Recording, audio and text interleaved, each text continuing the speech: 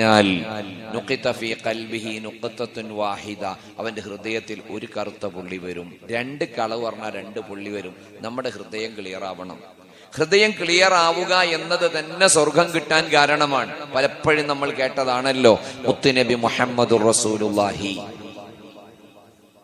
പുറത്ത് നല്ല ചൂടാണ്, അകത്ത് നല്ല തണുപ്പും, നോമ്പ് നോറ്റു ക്ഷീണിച്ചിരിക്കുന്ന ടൈം, ഉറങ്ങാൻ ഇത്രമേൽ സുഖമുള്ളൊരു ടൈം വേറെ ഉണ്ടാവില്ല.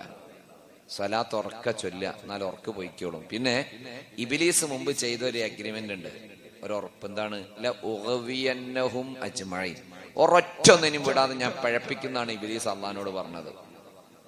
സ്വാലിഹീങ്ങളെ പഴപ്പിക്കാൻ കഴിയില്ല എന്ന് കൂടി അള്ളാഹു തആല അവിടെ പറയുന്നുണ്ട്.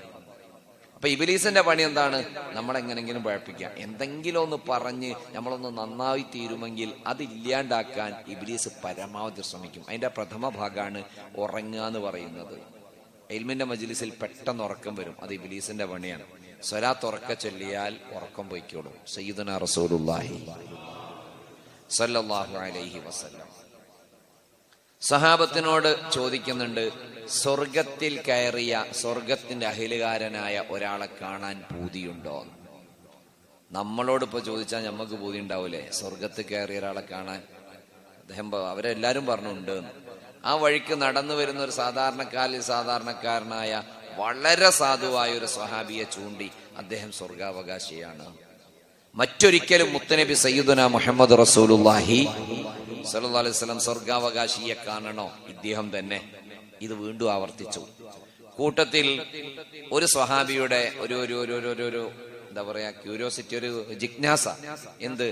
ഇദ്ദേഹം സ്വർഗത്തിൽ കയറിയെന്ന് നബി സല്ലല്ലാഹു അലൈഹി വസല്ലം പറയണമെങ്കിൽ മറ്റാരും ചെയ്യാത്ത എന്തോ ഒരു സുകൃതം, ഒരമൽ ഇയാളെ കയ്യിൽ ഉണ്ടാകുമല്ലോ. അതെന്താണെന്നറിയാൻ വേണ്ടി നബി തങ്ങളോട് സമ്മതം ചോദിച്ച് സല്ലല്ലാഹു അലൈഹി വസല്ലം ഈ സഹാബിന്റെ കൂടെ പോയി സഹാബിനോട് പറഞ്ഞു, ഞാൻ നിങ്ങളെ വീട്ടിലൊന്ന് താമസിക്കാൻ ആഗ്രഹിക്കുന്നു, നിങ്ങളുടെ അതിഥിയായിട്ട്. അതിനെന്താ? സമ്മതം കിട്ടി. അന്ന് അദ്ദേഹം താമസിക്കുമ്പോഴും അദ്ദേഹത്തിന്റെ മനസ്സിൽ ആഗ്രഹം ഇദ്ദേഹം ചെയ്യുന്ന രഹസ്യ അമല് കണ്ടുപിടിക്കാൻ വേണ്ടിയാണ്. അന്ന് രാത്രി ഫുൾ അവിടെ കൂടി. സാധാരണ എല്ലാ സ്വഹാബികളും നിസ്കരിക്കുന്നത് പോലെ നിസ്കരിക്കുന്നു, നോമ്പെടുക്കുന്ന പോലെ നോമ്പെടുക്കുന്നു, ഖുർആൻ അതുപോലെ ഖുർആൻ, അതിനപ്പുറം ഒന്നുമില്ല. നേരം പുലർന്നു ഉറക്കം പോയത് മാത്രം ലാഭം. പിറ്റേന്ന് നേരം വെളുത്തു, വൈകുന്നേരമായി, ഇതേ രൂപത്തിൽ തന്നെ യാതൊരു കാര്യമായ അമലൊന്നും കാണുന്നില്ല. മൂന്നാമത്തെ ദിവസമായപ്പോ, ആദിത്യം എന്ന് പറഞ്ഞാല് 3 ദിവസമാണല്ലോ, അദ്ദേഹം പറഞ്ഞു, കൂട്ടുകാരാ, 3 ദിവസം ഞാൻ നിങ്ങളുടെ വീട്ടിൽ വന്ന് കൂടിയതിന്റെ പിന്നിലെ ഉദ്ദേശം എന്താണെന്നറിയുമോ? നിങ്ങൾ സ്വർഗത്തിലാണെന്ന് കളവ് പറയാത്ത നേതാവ് മുഹമ്മദുർ റസൂലുള്ളാഹി സ്വല്ലല്ലാഹു അലൈഹി വസല്ലം. അപ്പൊ ഞങ്ങളാരും ചെയ്യാത്തൊരു രഹസ്യമായ അമൽ, ഒരു സീക്രട്ട് എന്തോ നിങ്ങളെ കയ്യിലുണ്ട്. അതെന്താണെന്ന് അറിയാൻ വേണ്ടി വന്നതാ. പക്ഷേ 3 ദിവസം ഞാനിവിടെ നിന്നു എന്നല്ലാതെ ഞങ്ങളൊക്കെ ചെയ്യുന്ന അമലിനപ്പുറം ഒന്നും നിങ്ങളെടുത്ത് കാണുന്നില്ലല്ലോ. അദ്ദേഹം പറഞ്ഞു, നിങ്ങൾ പറഞ്ഞത് കറക്റ്റാണ്, നിങ്ങൾ പറഞ്ഞത് വളരെ കറക്റ്റാണ്. ഞാൻ നിങ്ങൾ ചെയ്യുന്ന അമലിനപ്പുറം ഒന്നും ചെയ്യാറില്ല. പക്ഷെ ഒന്നുണ്ട്, ഓർമ്മ വെച്ച നാള് മുതൽ എന്റെ ഹൃദയത്തിൽ ഒരു മനുഷ്യനോടും ഒരു വെറുപ്പില്ല. ഓർമ്മ വെച്ച നാള് മുതൽ എന്റെ മനസ്സിൽ, എന്റെ ഹൃദയത്തിൽ ഒരു മനുഷ്യനോടും, ഒരു സുഹൃത്തിനോടും, ഒരു സഹോദരനോടും ഒരു നിലക്കുള്ള വെറുപ്പും വിദ്വേഷവും പോരും വാശിയും ഇതൊന്നും എന്റെ ഹൃദയത്തിലില്ല. ഈ സ്വഹാബി നേരെ ചെല്ലുന്നു ഇലാ ഹളറത്തി റസൂലില്ലാഹി സല്ലല്ലാഹു അലൈഹി വസല്ലമ തങ്ങളോട് പറയുന്നു, നബിയേ, ഞാൻ ആ മനുഷ്യന്റെ കൂടെ 3 ദിവസം കൂടിയിട്ടും കാര്യമായ അമലൊന്നും കണ്ടില്ല.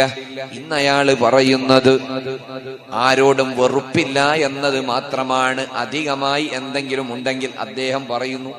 ഉടനെ നബി തങ്ങൾ പറയുന്നു, ദാക അദ്ഖലഹുൽ ജന്ന, ആ മനുഷ്യൻ സ്വർഗത്തിലേക്ക് കയറാനുള്ള കാരണം, ആ മനുഷ്യന് സ്വർഗം കിട്ടാനുള്ള കാരണം മറ്റൊന്നുമല്ല, ഒരാളോടും മനസ്സിൽ ഒരു വെറുപ്പും ഇല്ല എന്നതാണ്, ഒരാളോടും മനസ്സിൽ ഒരു വിദ്വേഷവും ഇല്ല എന്നതാണ് ആ മനുഷ്യന് സ്വർഗം കിട്ടാനുള്ള കാരണമെന്ന് സയ്യിദുനാ മുഹമ്മദുർ റസൂലുള്ളാഹി.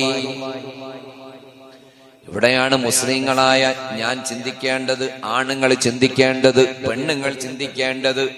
ചില ആളുകളുണ്ട്, സുബ്ഹാനല്ലാഹ്, 5 വഖത്തും ജമാഅത്തിന് 1-ാമത്തെ സഫില്, അതേ രൂപത്തിൽ ഒരൊറ്റ ജമാഅത്തും ഒഴിവാക്കൂല.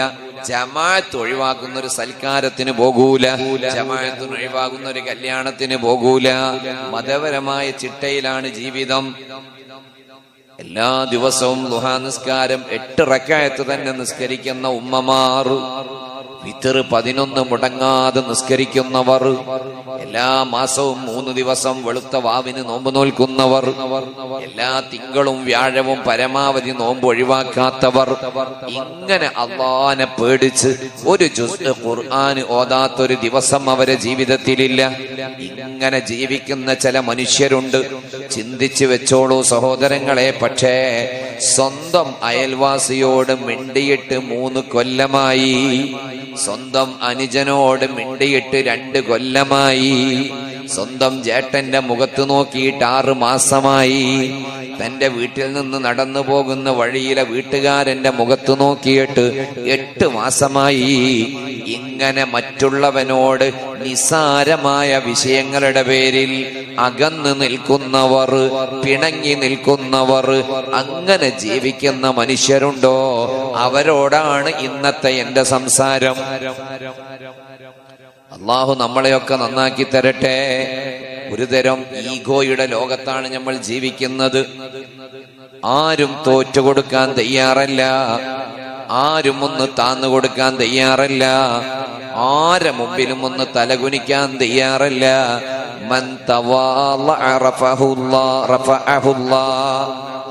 നമ്മൾ മറ്റുള്ളവനെ മുമ്പിൽ ഇങ്ങനെ താന്ന് വിനയാന്യതനായി കൊടുത്താൽ റഫഅഹുല്ലാഹ്, അല്ലാഹു അവനെ പൊക്കി പൊക്കി പൊക്കി കൊണ്ടുപോകും. വമൻ തകബ്ബറ, ഓനോടത് ചെയ്തില്ലേ, ഞാൻ വലിയ ആളല്ലേ, ഞാനാരാ മോന് എന്ന നിലക്ക് നിസാര പ്രശ്നങ്ങൾ വിട്ടുവീഴ്ച ചെയ്യാൻ തയ്യാറില്ലാതെ പള്ളിയിലെ ഉസ്താദ് പഞ്ചായത്ത് അറിഞ്ഞു, മഹല്ല് സെക്രട്ടറി എന്ന് പഞ്ചായത്ത് അറിഞ്ഞു, മഹല്ല് പ്രസിഡന്റ് പറഞ്ഞു, ഇടപെട്ടു നോക്കി, ഒരാള് പറഞ്ഞിട്ടും ഒരു മാറ്റവും ഇല്ല നിന്റെ ജീവിതത്തില്. നീ ഇങ്ങനെ എല്ലാ ദിവസവും ഇതിന്റെ മുകളിൽ ഇങ്ങനെ മസിൽ പിടിച്ചിങ്ങനെ നിൽക്കുകയാണ്, മർക്കട മുഷ്ടി. എങ്കിൽ നമ്മുടെ ഈ ഇബാദത്തുണ്ടൊന്നും ഒരു കാര്യം ഉണ്ടാവില്ല. സയ്യിദുനാ വ ഹബീബുനാ മുഹമ്മദുർ റസൂലുള്ളാഹി സല്ലല്ലാഹു അലൈഹി വസല്ലമ തങ്ങൾ പറയുന്നു, ഇമാം ബുഖാരിയും ഇമാം മുസ്ലിമും റിവായത്ത് ചെയ്യുന്ന ഹദീസാണ്. ഒരാൾക്കും ഇതിനെ നിഷേധിക്കാൻ കഴിയില്ല. അത്രയും നല്ല ഫലമുള്ളൊരു ഹദീസ്. ലാ യഹില്ലു ലി മുസ്ലിമിൻ, ഒരു മുസ്ലിമായ മനുഷ്യനും അനുവദനീയമല്ല അൻ യഹ്ജുറ അഖാഹു, തന്റെ സഹോദരനെ പിണങ്ങി നിൽക്കാൻ പാടില്ല. ഒരു മുഅ്മിനായ മനുഷ്യനും മറ്റൊരാളോട് പിണങ്ങി നിൽക്കാൻ പാടില്ല. ഫൗക സലാസി ലയാൽ, 3 ദിവസത്തിൽ കൂടുതൽ, 3 ദിവസത്തിലേറെ ഒരു മുഅ്മിനായ മനുഷ്യൻ മറ്റൊരു മുഅ്മിനായ മനുഷ്യനോട് പിണങ്ങി നിൽക്കാൻ പാടില്ല എന്ന് ലോകത്തിന്റെ നേതാവ് സയ്യിദുനാ മുഹമ്മദുർ റസൂലുള്ളാഹി. ഹദീസ് പഠിച്ചോളെ. 3 ദിവസം. ഇതിന്റെ അർത്ഥം എന്താണെന്നറിയോ? മനുഷ്യരാണ് നമ്മൾ, ഇമോഷനുകൾ ഉള്ളതാ, വികാരങ്ങൾ ഉള്ളതാണ്. നമ്മൾക്ക് നമ്മുടേതായ ചില സ്വഭാവങ്ങൾ ഉള്ളത് കൊണ്ട് ചിലപ്പം ചില ദേഷ്യം പിടിക്കലുകൾ ഉണ്ടാവാം, ചിലപ്പം ചില പിണക്കങ്ങൾ വന്നുപോയേക്കാം, സ്വാഭാവികമാണ്. അത് 3 ദിവസത്തിലേറെ നീളാൻ പാടില്ല, 3 രാത്രിയിലേറെ നീണ്ടു നിൽക്കാൻ പാടില്ല. എന്നിട്ട് മുത്തുനബി പറയാട്ടോ സല്ലല്ലാഹു അലൈഹി വസല്ലം, യൽതഖിയാനി, 2 പേരും പരസ്പരം വഴിയിൽ കണ്ടുമുട്ടും. ഫയുരിലു ഹാദാ വയുരിലു ഹാദാ, ഇവൻ അവന്റെ മുഖത്ത് നോക്കാതെ തിരിഞ്ഞു കളയും, അവൻ മറ്റവന്റെ മുഖത്ത് നോക്കാതെ തിരിഞ്ഞു കളയും. വഖൈറുഹുമാ അല്ലദീ യബ്ദഉ ബിസ്സലാം, അങ്ങനെ 2 ആള് തമ്മിൽ പിണങ്ങി പരസ്പരം മുഖാമുഖം നോക്കുന്നില്ല, പരസ്പരം മിണ്ടുന്നില്ല, പരസ്പരം സംസാരിക്കുന്നില്ല, ഒഴിഞ്ഞൊഴിഞ്ഞൊഴിഞ്ഞ് മാറി മാറി നടക്കുകയാണ്, രണ്ടും കിബറ് കാട്ടി നടക്കുകയാണ്. പല സ്ഥലങ്ങളിൽ നിന്നും കല്യാണ വീട്ടിൽ നിന്ന് 2 ആളും കണ്ടുമുട്ടിയിട്ടുണ്ട്, ജുമഅക്ക് വന്നപ്പം പള്ളിയിൽ നിന്ന് കണ്ടുമുട്ടിയിട്ടുണ്ട്, സൽക്കാരത്തിന് പോയ വീട്ടിൽ നിന്ന് കണ്ടുമുട്ടിയിട്ടുണ്ട്, ഇറച്ചിക്കടയിൽ നിന്ന് കണ്ടുമുട്ടിയിട്ടുണ്ട്. പക്ഷേ രണ്ടും മുഖാമുഖം നോക്കുന്നില്ല, പരസ്പരം തിരിഞ്ഞു കളയുകയാണ്. ആ 2 എണ്ണത്തിൽ ഏറ്റവും ഖൈറായത് ആരാണെന്നറിയുമോ? ആ 2 ആളുകളുടെ കൂട്ടത്തിൽ ഏറ്റവും ഖൈറായവൻ അല്ലദീ യബ്ദഉ ബിസ്സലാം, ആദ്യം അങ്ങോട്ട് പോയി. ആരാണോ സലാം പറയുന്നത്, രണ്ടാള് തമ്മിൽ പിണങ്ങിയാൽ ആരാണോ ആദ്യം അങ്ങോട്ട് ചെന്നിട്ട് സലാം പറയാൻ മനസ്സ് കാണിക്കുന്നത്, അവനാണ് അള്ളാഹുവിന്റെ അരിയിലെ അള്ളാന്റെ ഹബീബ് മുഹമ്മദുർ റസൂലുള്ളാഹി സ്വല്ലല്ലാഹു അലൈഹി വസല്ലമ തങ്ങളുടെ അരികിൽ വഖൈറുഹുമാ അല്ലദീ യബ്ദഉ ബിസ്സലാം, അവരെ കൂട്ടത്തിൽ ഏറ്റവും ഖൈറായത് ആദ്യം സലാം പറഞ്ഞു തുടങ്ങുന്നവനാണെന്ന് മുഹമ്മദുർ റസൂലുള്ളാഹി. പിണങ്ങാൻ എളുപ്പമാണ്, പെട്ടെന്ന് പിണങ്ങും. നന്നായി കിട്ടാൻ കാലങ്ങളെ കൊണ്ട് കഴിയില്ല. അതുകൊണ്ട് പിണങ്ങിയാൽ രണ്ടാളെ മനസ്സിലുണ്ടാകുന്ന ചിന്ത എന്താണെന്നറിയോ? മിക്ക പിണക്കങ്ങളും ശരിക്കും ശ്രദ്ധിച്ചോളൂ.